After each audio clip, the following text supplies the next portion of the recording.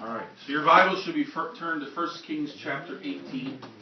This is lesson 45, Elijah at Mount Carmel. We left off where Elijah had called to Ahab. He had met with Ahab. Ahab knew that he had to go along with whatever Elijah said in order for the rain to return. So he didn't kill him, or he didn't imprison him, or he didn't threaten him. And Elijah wants to show all of the people who the Lord is, and that it is the Lord that is in control and all-powerful, and that Baal is a false god. So he commanded all the people to be gathered to Mount Carmel. He commanded the Baal prophets, those who were at the table of Jezebel, to come up to the mount, and they would be in charge of one altar, and they were to take one ox and put it on that altar to be offered towards Baal. And Elijah would set up another altar on that same mount, and he too would have one oxen to offer to the Lord. And the competition would be which god could send down fire from heaven to start their altar on fire so that it will be burned up and offered to them. Right? So, when we begin by knowing this. The outcome is not in doubt. We don't worry or wonder, well, what if some fire accidentally came from... God is in control of all things. He would not let a lightning bolt, He would not let a piece of static electricity jump between heaven and earth during this time period so that there might possibly accidentally somehow be fire on the Baal altar. It's impossible. So we start out from that premise. We already know who's going to win. Okay? There is no doubt about who will be the victor. The Lord always wins. God is the victor. He's in control of all things. Okay? Alright, so we left off in chapter 18 at verse 24. That was the last of the instructions that Elijah had given. So we're going to pick it up at verse 25 and see what Elijah does as these Baal prophets are now going to try to call down fire from heaven from their God, who they believe is in control, Baal. Verse 25. And Elijah said unto the prophets of Baal, choose you one bullock for yourselves, and dress it first, for ye are many. And call on the name of your gods, but put no fire under. And they took the bullock which was given them, and they dressed it, and called on the name of Baal from morning even until noon, saying, O Baal, hear us. But there was no voice, nor any that answered. And they leapt upon the altar which was made. And it came to pass at noon that Elijah mocked them, and said, Cry aloud, for he is a god. Either he is talking, or he is pursuing, or he is in a journey, or peradventure he sleepeth. Must be awaked. And they cried aloud, and cut themselves after their manner with knives and lancets, till the blood gushed out upon them. And it came to pass, when midday was past, and they prophesied until the time of the offering of the evening sacrifice, that there was neither voice, nor any to answer, nor any that regarded. So, let's first take a look at the one side. This is a true contest. A true contest, is when each side has an opportunity to win. This, as we said, is really, the outcome is already decided. It's not in doubt. It's really a demonstration of who God is. Okay? So, Elijah says, all right, you guys go first. So they cut up their oxen, they put it on the altar that they've made, and they begin to pray and call out and do whatever it may be. Dances and pot spells and who knows what it may be that they did. But they called on Baal to send down fire from heaven to that altar. Nothing happened. Okay. Now, here's the question. I think most magicians on this earth, fortune tellers, the people that are in that business, they really know deep down in their hearts. They don't have a clue. They're just winging it. They're just making stuff up to get money. I would say the same thing here about the Baal prophets. They know in their hearts that they can't just call down fire from this. It's never happened before. But they need to go through with it because they had no choice. If they said, well, come on, Elijah, this is a crazy, you know there's no such. Well, then he would have to admit that there is no God, and that Baal is nothing, and they don't want to do that. So maybe they think, well, here on the altar we'll do all these things, we'll do this hocus pocus, and maybe someone can sneak some fire up here to us and get it all sent to poof, go into flames, and then we can prove to Elijah that we've, because remember, these are magicians. They're used to doing that type of stuff. Okay? But they couldn't. There was no way. The Lord had made it in the way that it was set up. There was no way it was going to be done. So they prayed and prayed. It came noontime. Nothing. They began to jump upon the altar frantically, up and down and up and down. Okay? They even began to cut themselves and torture themselves. And still nothing. Now here is where Elijah comes in. He mocks them. Okay? This is not a nasty or cruel type of mocking, but he's using words that point out to them the foolishness of their God. Maybe he's gone. Well, he wouldn't do that. Maybe he's on vacation. It's not possible. These are the words of someone who is pointing out the flaws and the foolishness of the God that these Israelites are serving, Baal.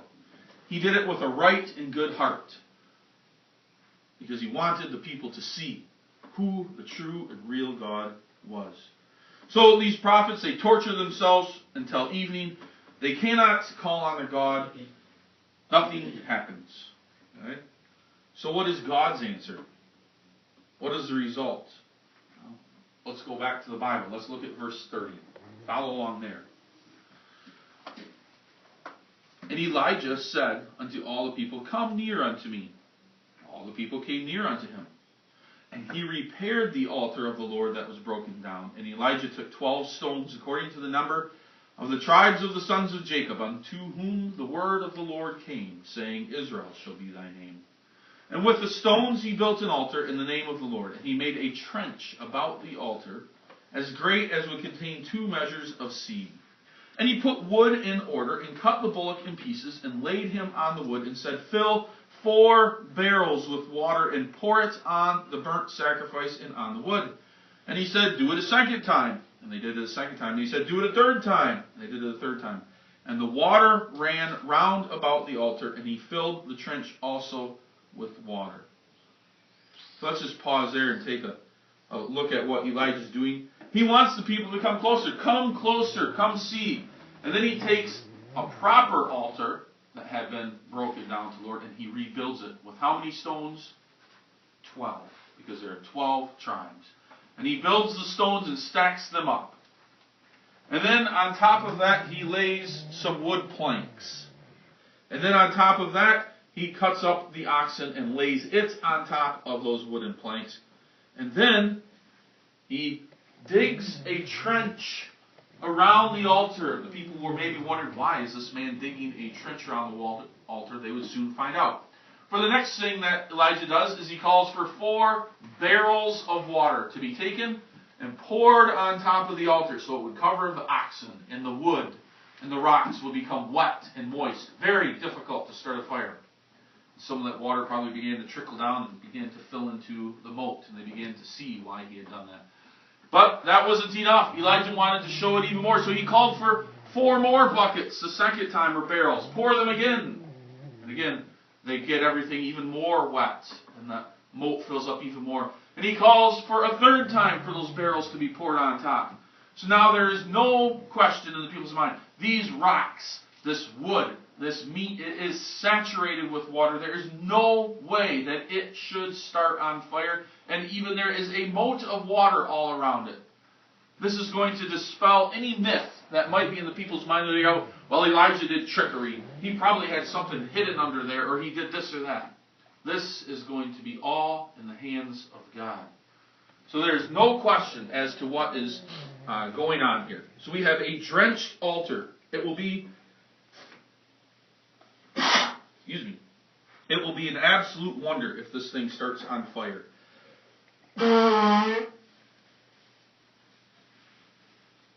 Now, rather than being like the Baal prophets who jumped up and down and screamed and hollered and cut themselves, Elijah shows the proper way one goes to the Lord.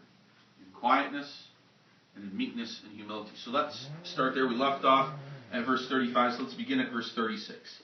And it came to pass at the time of the offering of the evening sacrifice that Elijah the prophet came near and said, Lord God of Abraham, Isaac, and of Israel, let it be known this day that thou art God in Israel, and that I am thy servant, and that I have done all these things at thy word. Hear me, O Lord, that this people may know that thou art the Lord God, and that thou hast turned their heart back again. Then the fire of the Lord fell and consumed the burnt wood, the burnt sacrifice, and the wood, and the stones, and the dust, and licked up the water that was in the trench. When all the people saw it, they fell on their faces and said, The Lord, He is the God. The Lord, He is the God. So,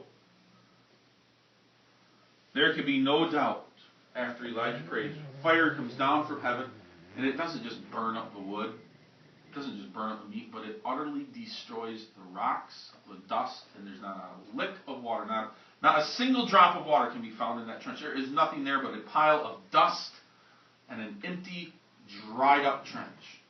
The Lord has consumed it. That's why Elijah had called the people to come closer. That's why he had poured. There can be no doubt in their mind who the Lord is.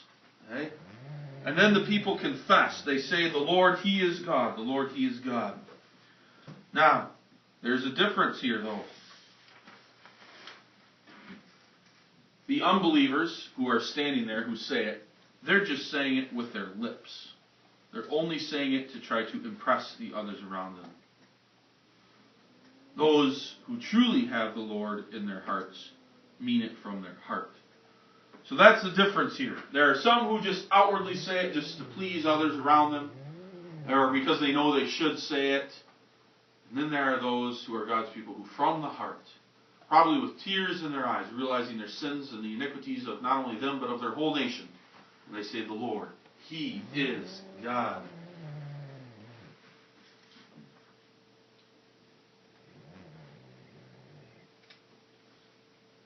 Then what happens? Verse 40.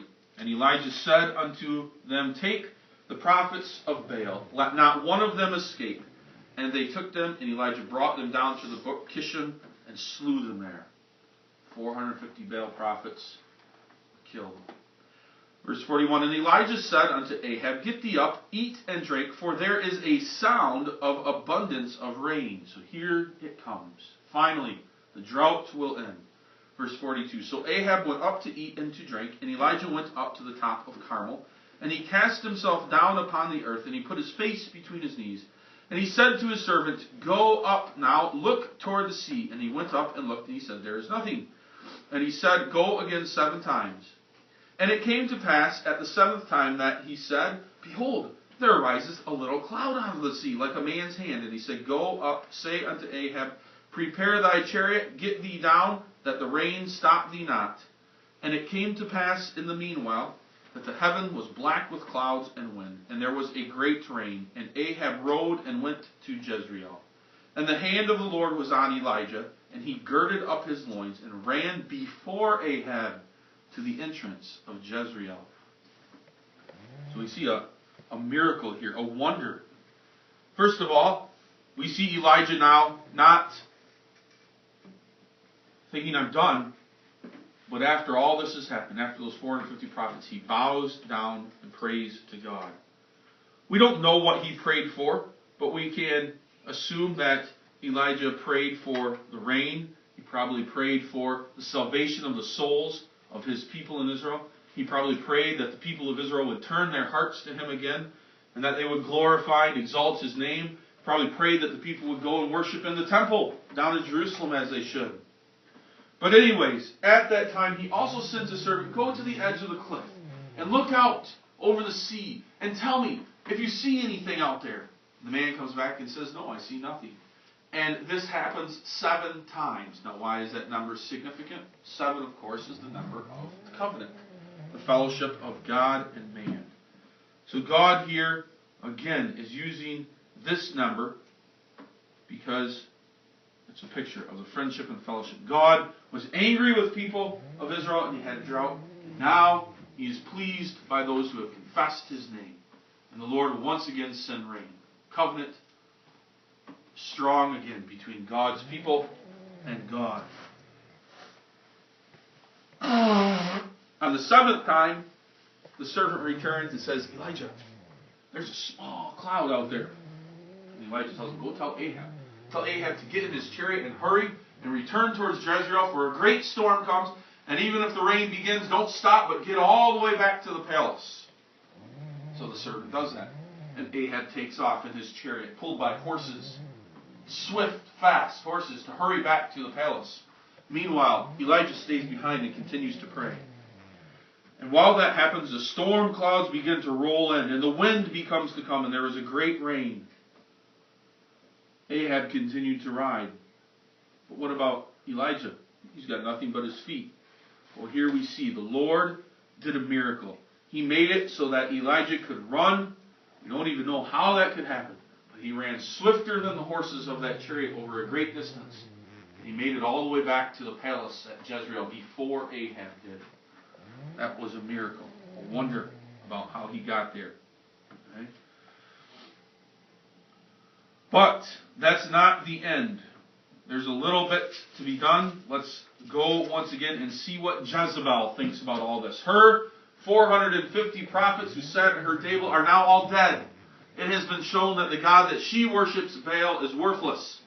It's been shown that the God of all those prophets that she had killed is the one true God. Will it change her?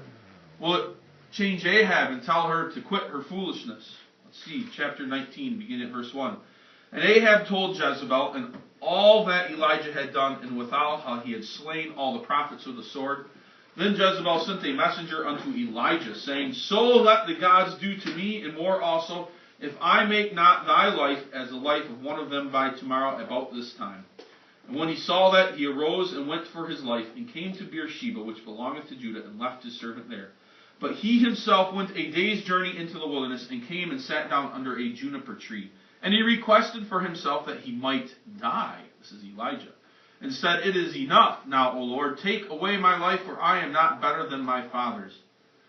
So he becomes afraid. He goes before King Ahab. King Ahab tells Jezebel exactly what happened. She was furious. So you can imagine her. He killed my prophets? He killed all my men? How dare he? And asserting herself almost with more power than King Ahab. She doesn't ask for his permission. She doesn't say, what do you think about this? She says, by this time tomorrow, the prophet Elijah will be put to death by me. Well, Elijah, being afraid, he flees into the wilderness. And he requests her, says, Lord, let me die. Take my life, because I am not better than I'm going to die anyways. Wasn't true. And so verse 5 tells us what happens. And as he lay and slept under a juniper tree, behold, then an angel touched him and said unto him, Arise and eat. And he looked, and behold, there was a cake baking on the coals, and a cruse of water at his head. And he did eat and drink, and laid him down again. And the angel of the Lord came again the second time, and touched him, and said, Arise and eat, because the journey is too great for thee. And he arose and did eat and drink, and went in the strength of that meat 40 days and 40 nights unto Horeb, the mount of God. And he came thither unto a cave, and lodged there. And behold, the word of the Lord came to him, and he said unto him, What doest thou here, Elijah? And he said, I have been very jealous for the Lord God of hosts, for the children of Israel have forsaken thy covenant, thrown down thine altars, and slain thy prophets with the sword. And I, even I only am left, and they seek my life to take it away. So we see a few other things here. An angel comes, brings him food and water so that he can go on a long journey to Mount Horeb, Mount Sinai. And there he finds a cave to stay in, but he's still all gloom and doom. He thinks everything is bad and the world is coming to an end. And so the Lord has to ask him, Why are you here, Elijah? And Elijah has to say, Lord, he's kind of saying here, I quit. There's not anybody left in Israel. Look at, they've thrown down your altars. They've killed your prophets. They don't love you. There's not a single soul in Israel that loves you anymore, Lord. That's not true. That's not true. He wanted to quit. I'm the only one left. I did everything that you were told me to do. I tried hard, and still the people are hard-hearted. He was being too negative. In his negativity, it was impossible for him to see the small glimmers of light that were still in Israel and everywhere else. And so the Lord has to tell him. Okay? So, verse 11. And he said, go forth. This is the Lord speaking. Stand upon the mount before the Lord. And behold, the Lord passed by, and a great and strong wind rent the mountains and brake in pieces the rock before the Lord. But the Lord was not in the wind. And after the wind, an earthquake. But the Lord was not in the earthquake. And after the earthquake, a fire. But the Lord was not in the fire. And after the fire, a still small voice. Verse 13. And it was so when Elijah heard it that he wrapped his face in the mantle and went out and stood in the entering in of the cave. And behold, there came a voice unto him and said, what doest thou here, Elijah? And he said, I have been very jealous for the Lord God of hosts, because the children of Israel have forsaken thy covenant, thrown down thine altars, and slain thy prophets with the sword. And I, even I only, am left, and they seek my life to take it away. Elijah was wrong. And the Lord has to make Elijah realize that it's not through power, it's not through might, it's not the most vocal and the most loud and the most boisterous people that we must pay attention to. It's the quiet, the meek, the humble. So God sends an earthquake.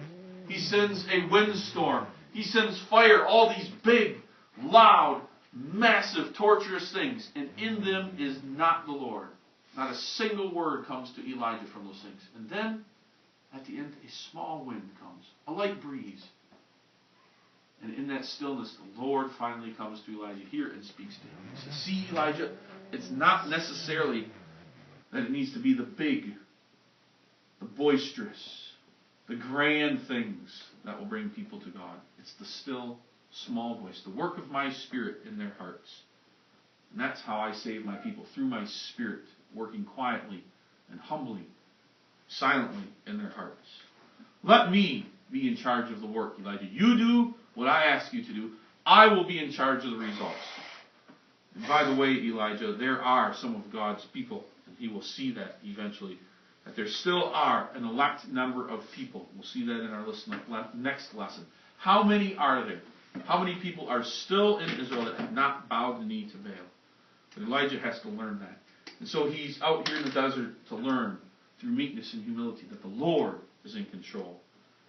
The Lord is using him as a servant, and he must do what the Lord wants. Even though he may think it's of no work, it's of no good or of no purpose, he must know that the Lord is working there.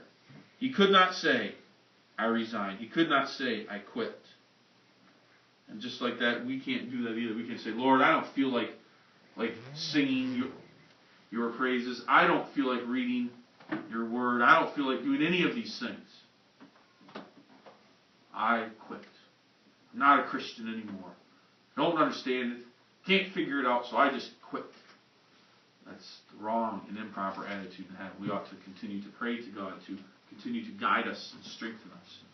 And that's what we can learn here from Elijah.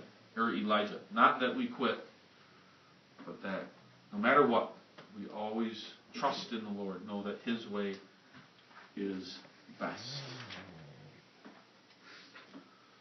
All right, well, make sure for tomorrow you've got your worksheets for lessons 43, 44, and 45 done. We'll have lesson 46 tomorrow.